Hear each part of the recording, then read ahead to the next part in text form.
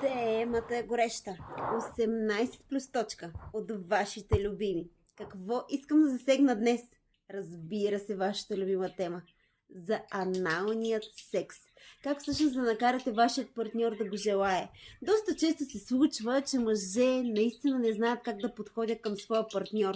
Как да го накарат той да поиска да прави анален секс. Не е толкова страшно. Искам да ви издам нещо много интересно. Когато жената свърши анално, тя всъщност забравя за всеки друг оргазъм. Аналният оргазъм е най-силен при нея. И ако ти наистина искаш да учиш този нейн оргазъм, аз те съветвам да подходиш правилно. 3 топ съвета за подход към твоят партньор. Какво да направи с жената, която всъщност не може да се отпусне в аналните забавления? Номер 1. Предразположия. Давам прекрасна идея за мъжете, които искат да предразположат своят партньор за анален секс. То най-голямата и най-кулминационната идея, която мога да дам, е всъщност когато вие правите масаж на вашият партньор. Разбира се, тук става въпрос за партньори, които харесват да им се прави масаж. А когато от половинката, то ще бъде най-якия масаж. Нали така? Затова фащайте бързо едно секси олио, ароматно на невероятни, хубави ягодки, сочни, и започнете да масажирате тялото на вашия партньор.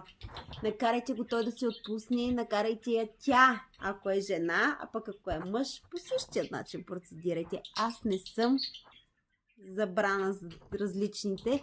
Аз дори харесвам различните, харесвам хората, които знаят как да си доставят удоволствие, независимо в кой пол са, независимо как го правят.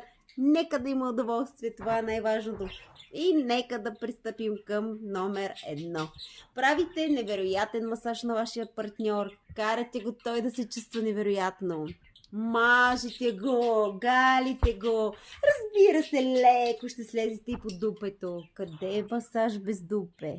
На дупето също трябва масаж. Все пак сядаме на това дупе, трябва да се масажира много добре. Айде, докато масажирате дупенцето, то вкарайте малко олиоце напред-назад, напред-назад, напред-назад и хоп-хоп-хоп-хоп. Всичко се е разнесло.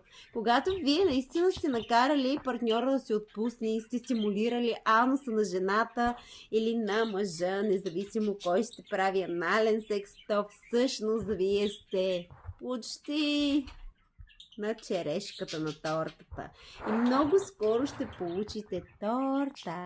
Хубава, сочна, тясна и много, много приятна. Номер 2. Хубаво е ти да го правиш без да си споделил какво искаш да се случва на партньора. Много често се случва, че напоследък хората, които се свързват с мен, ми казват: леле, Анна, какво се случва? Най-хубавият анален секс, който сме изживявали, е бил когато не сме го планували. Ами да, точно така. Не планувай аналният секс. Плана за аналният секс е само в главата на мъжът, който ще прониква и има затруднения да го направи по плавен начин. Той трябва да се агитира да направи масаж, да разнесе олиоце навсякъде, да стимулира ануса и после да го мушне. Номер 3. Вече сме готови за правенето на анален секс.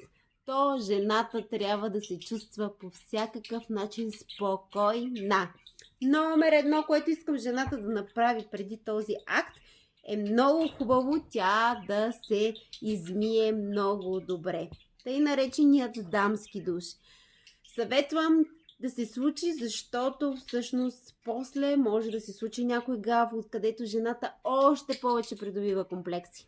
И така, скъпи мъже, действайте, мушкайте го навътре, когато трябва да разнесете олиото не само външно, но и вътрешно. И тогава идва удоволствието. И нямам хора, с които съм работила, давала съм точни съвети, те са ме слушали, изпълнявали са и да не получат от партньора си анален секс. Имам клиенти, които са биле 10, 12, 15 години заедно. Желая този сексуален акт и то не се случва. А когато изпълниш тези неща, които ти казвам, няма начин жената да не се отпусне, да не даде своето анусче и ти да не си абсолютно щастлив мъж на тясно и топло.